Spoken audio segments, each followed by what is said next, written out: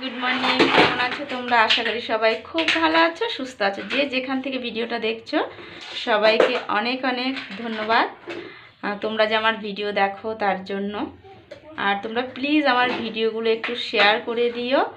তোমাদের চেনা পরিচিত যারা আছে অবশ্যই তোমরা একটু শেয়ার করার চেষ্টা করো।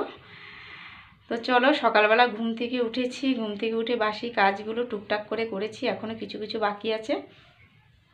এইদিকে আমার ছেলে ঘুম থেকে উঠে পড়েছে, কাজ করতে করতে ঘুম থেকে উঠে পড়েছিল, তো কি করব, কাজ বন্ধ দিয়ে আবার ওকে একটু দেখতে হলো।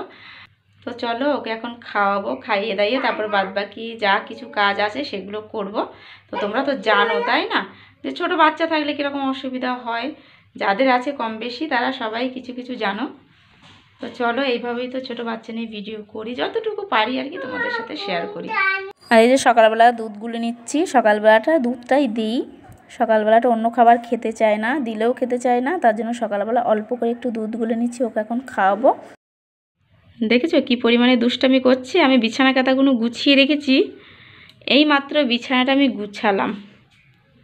বিছানার চাদর টাদর আমি টানটুন করে পেতেছি, বালিশ কাঁথাগুলো সব গুছিয়ে রেখেছি। ও বালিশ কাঁথাগুলো সব ফেলে দিয়ে তারপর ওপরে গিয়ে শুয়ে আছে।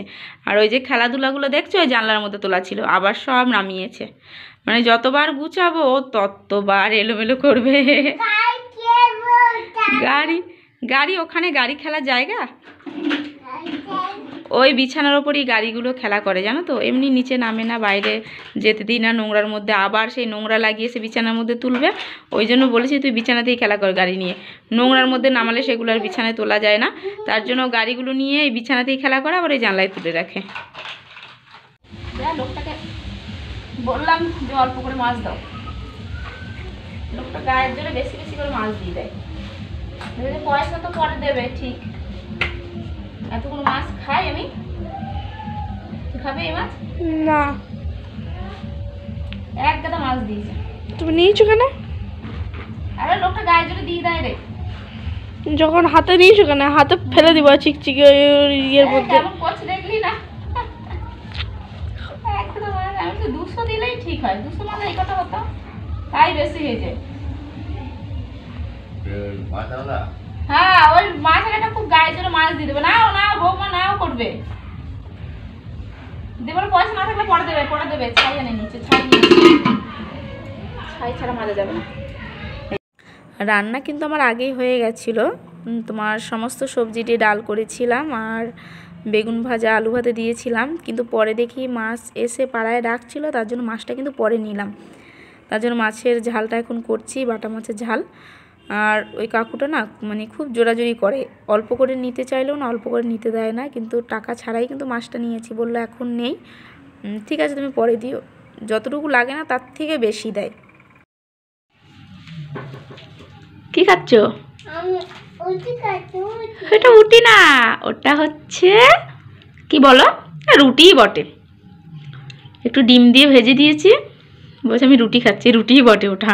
সস নেই, তারপরে শসা নেই, পেঁয়াজ নেই, ওটা রুটি, ওটা ডিম রুটি না বাবা, ডিম রুটি খাচ্ছি, কিচ্ছু নেই ভেতরে, দেখো ভেতরে কিচ্ছু নেই, শসা নেই, পেঁয়াজ নেই, লঙ্কা নেই, সস নেই, কিচ্ছু নেই।